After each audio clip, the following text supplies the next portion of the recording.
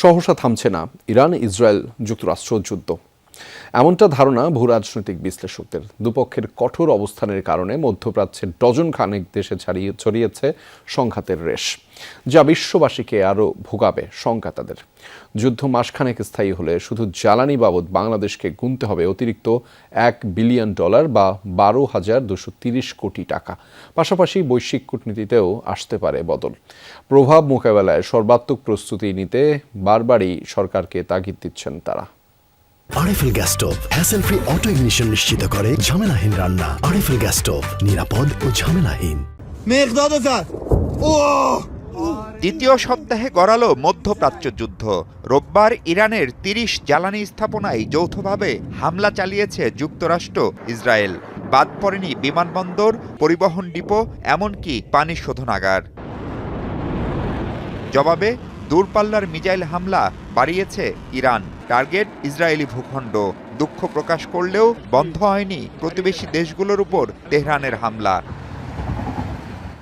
যুদ্ধের স্ফুলিঙ্গ ছড়িয়েছে লেবাননেও। বৈরুতে ছোড়া হচ্ছে একের পর এক Israeli drone, missile.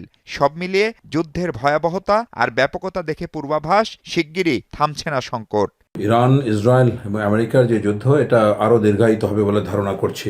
Donald Trump যেটা বলেছেন যে 4 থেকে 5 সপ্তাহে যুদ্ধ প্রলম্বিত করার তার ইচ্ছে।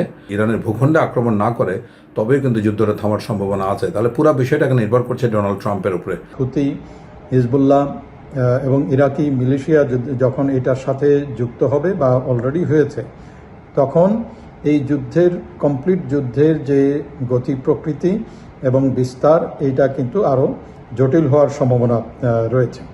এ অবস্থায় বিশ্বব্যাপী লাফিয়ে লাফিয়ে বাড়ছে জ্বালানির দাম।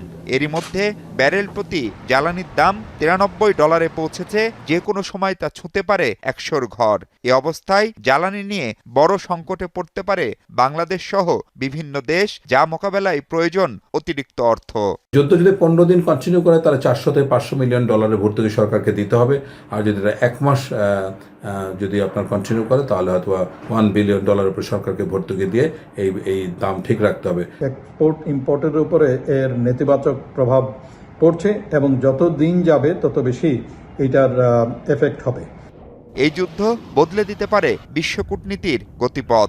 নতুন মেরুকরণের জটিলতা থেকে বাঁচতে এখনই উদ্যোগ নেয়ার তাগিদ বিশ্লেষকদের। বাংলাদেশের উপর যেন অতিরিক্ত কোনো চাপ না পড়ে, সেজন্য সতর্ক হতে হবে। পররাষ্ট্র মন্ত্রণালয় থেকে কোনো একজন স্পেশাল এনভয়কে মধ্যপ্রাচ্য এবং বিশ্বের অন্যান্য দেশে পাঠাতে পারে, যে সমস্ত দেশে সফর করার কারণে বাংলাদেশ তার স্বার্থের কথাটুকু তুলে ধরতে পারে এবং বাংলাদেশ কিভাবে বিপর্যয়ের মোকাবেলা করতে পারে সেই বিষয়ে তাদের সহায়তা নিতে পারে। রেড ক্রিসেন্ট বলছে, ইরানের 10,000-এর কাছাকাছি বেসামরিক স্থাপনা ক্ষতিগ্রস্ত হয়েছে চলমান যুদ্ধে, যার সিংহভাগই আবাসিক ঘরবাড়ি। মাহফুজ মিশু, যমুনা নিউজ, ঢাকা।